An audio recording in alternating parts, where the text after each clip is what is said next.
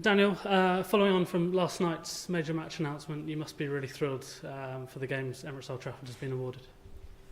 Absolutely, James. It's a proud day for everybody involved with the club to be wearing the red rose today. I think arguably the biggest ever match package that the club has ever won, worth, we believe, to ourselves probably nearly £20 million, to the wider economy well over £80 million. And it's something that we can all be proud about. 20 odd people involved in the bid and submission from the club and the presentation, very, very high quality, in what was a really fiercely competitive environment.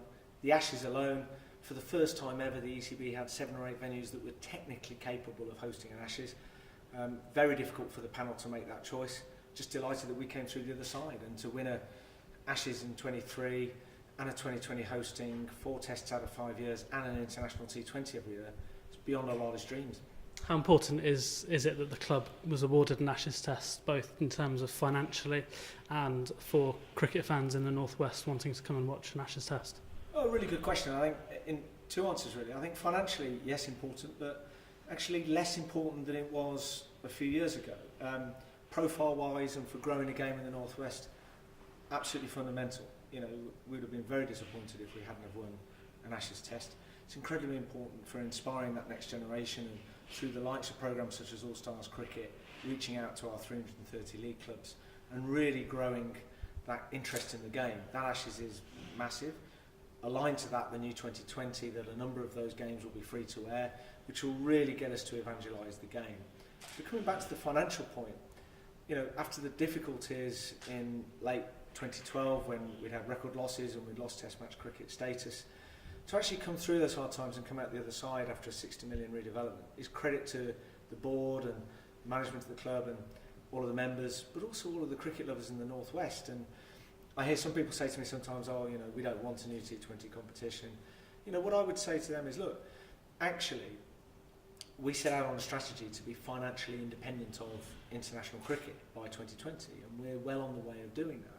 And some people might say, well, haven't you just focused too much on the business side and building a hotel and a coffee shop? It's got nothing to do with cricket or growing our conference business. And what I would say is, actually, they're aligned. It's got everything to do with cricket, because building the hotel that made more profit in 4 months than the lodge ever did in an entire year, the coffee shop coming on stream, taking back our retail, is actually, there's a number of elements that provide that diversity, which means that we're not reliant on international cricket. So when it comes to 2020, you know, we can pay all our bills through non-cricket revenues.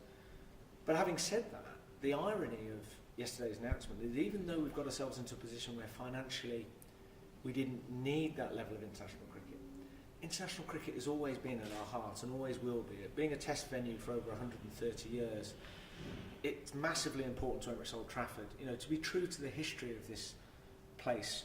You know, going back to iconic moments, whether it be Jim Laker or Shane Warne, you know, we had an obligation to the people who came before us to keep Test cricket, and particularly Ashes cricket, that has so much resonance at this venue in Manchester, that we had to keep doing that. And actually now what it means is, because we're not a private company, because we don't have shareholders, is that we can reinvest into cricket.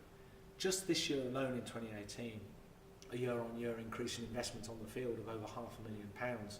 We're also making over a £300,000 investment in our grass nets, and also brand new outdoor artificial nets which can be used for the community as well. So we've not been able to make that kind of investment in cricket in the last 4 or 5 year cycle.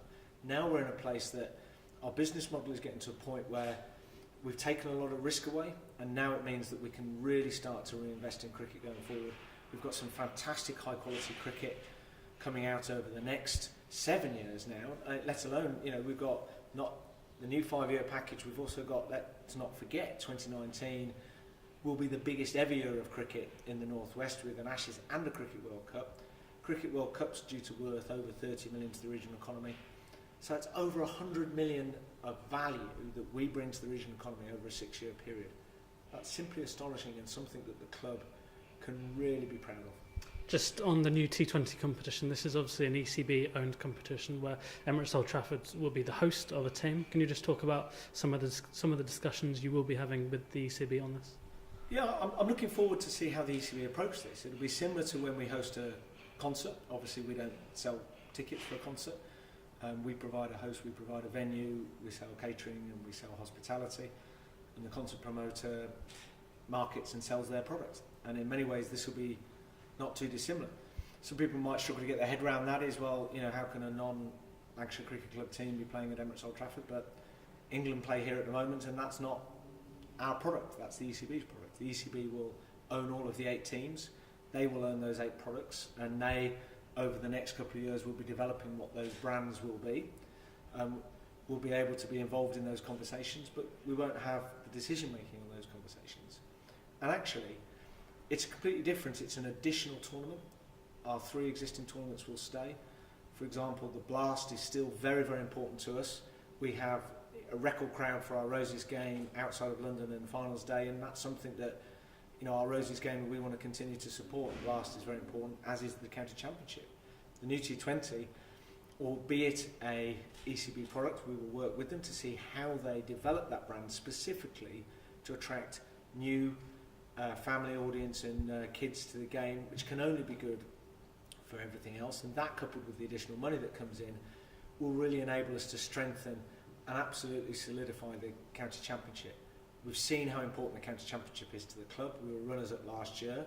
We want to win it again. But actually having 7 or 8 academy products in our first team is a very important target for us as Lancashire. Not every club's like that.